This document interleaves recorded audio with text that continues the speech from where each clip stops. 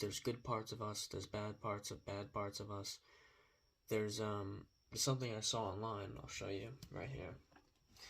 I haven't started it yet, but it's called the Shadow Work Journal. So essentially I haven't really opened it up yet. I recently got it.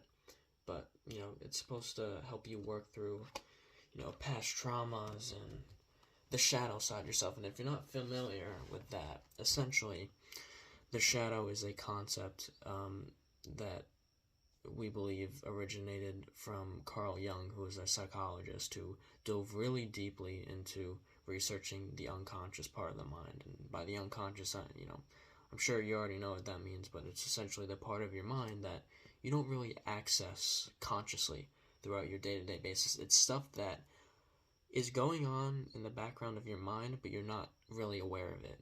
And maybe you feel a certain way when a certain situation happens in life, and that's because of a past experience that stuck with your mind, but you don't know that situation that happened to you is the reason why you feel that way about this situation in this present moment, if you understand what I'm saying. And so this shadow aspect has, for a lot of us, dark parts of ourselves. I don't want to say evil, but, it might be suppressed anger, sadness, a lot of negative emotions, right? And I think most of us didn't have a absolute perfect childhood, so we have certain aspects and experiences that shaped us and maybe caused us to look at a certain aspect of life in a negative light, or we had a certain experience and we're like, oh, I don't now, and then it just affects you today. That's the point. And so there's good and bad within you, and I think it's important. The reason I got this journal myself is because I really want to dive in deep to knowing myself further, and those shadow parts of yourself, the bad parts of yourself, or just certain issues that we haven't really consciously dealt with. It's important to look at those and to find out why you feel the way you feel and why you do what you do. And, just going back to the point I said before about analyzing yourself and not neglecting that part of yourself. Like, you could think, all right, these things that might have shaped me in my childhood, I don't want to look back at that, etc. But that is the only way you can grow and get past those certain experiences that you might be holding on to still.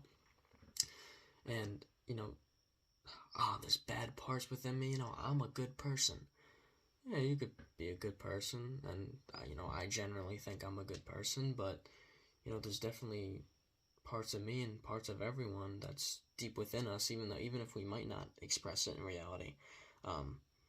Like I said before, that might have anger attached to it, or sadness, etc., etc.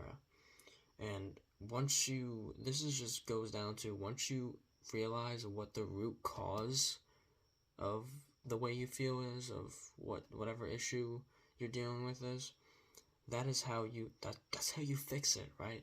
We're so used to having an idea of there is something wrong, but I don't really want to dive deep into looking at what it might be, because it's scary to look inside myself and the past things that happen to me that are negative, and I don't want to look at them, right?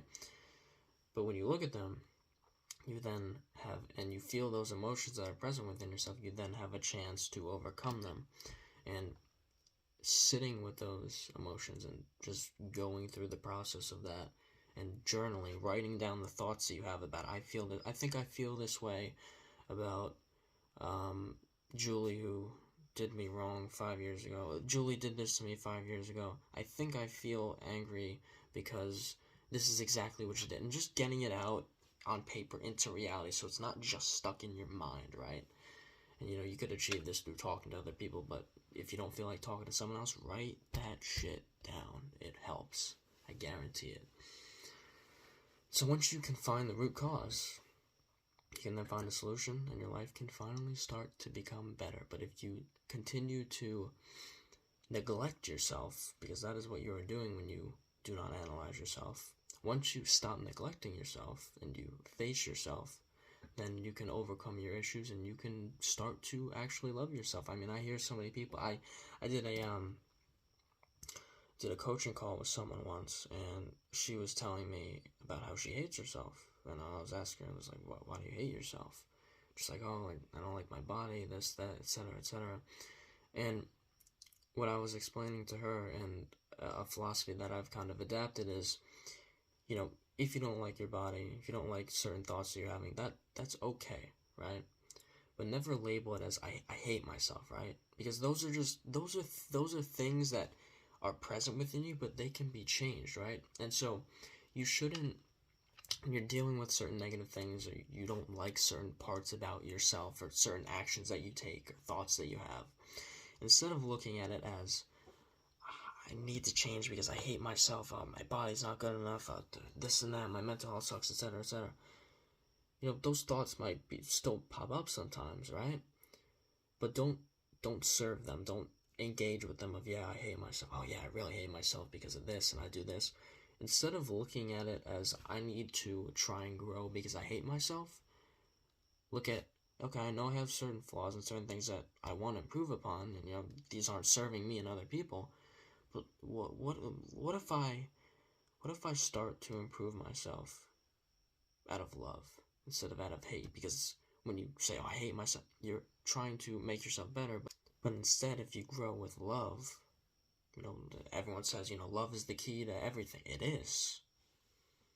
You can have the mindset of, I want to grow because I love myself and I want nothing but the best for myself. I want a better body, and I want a better mental space and better thoughts and a better life and lifestyle overall, because I love myself and I'm only here on earth for a certain period of time, and I want the best for myself. I love myself, right? It's that little mindset shift that changes everything. Because if even if you are growing, but you're coming from the place of hate, oh, I'm growing because I hate myself, it's never going to be enough. Because you're gonna grow a little bit, but then you're gonna be like, oh, I still hate myself a little bit because this isn't good enough, because I'm never gonna have that exact body and look exactly like this person. Comparison is a thief of joy. We know this. If you can focus on yourself, grow out of love, analyze yourself and your bad habits, and even your good ones, because there's a lesson to be learned in all of this. The message in this video is, I know it's a little bit all over the place, but nobody will know the exact real you, but you can get very close to that. And if you can get very close to that, then you can make an immense amount of growth throughout your life here, whether it's for the next 30 years, 60 years, etc., whatever you live to, right? You should want the best for yourself, and I want nothing the best for you. Reach out to me on Instagram if you just want to talk, or you like the video, and I'll catch you guys on the next one. Hope you enjoyed.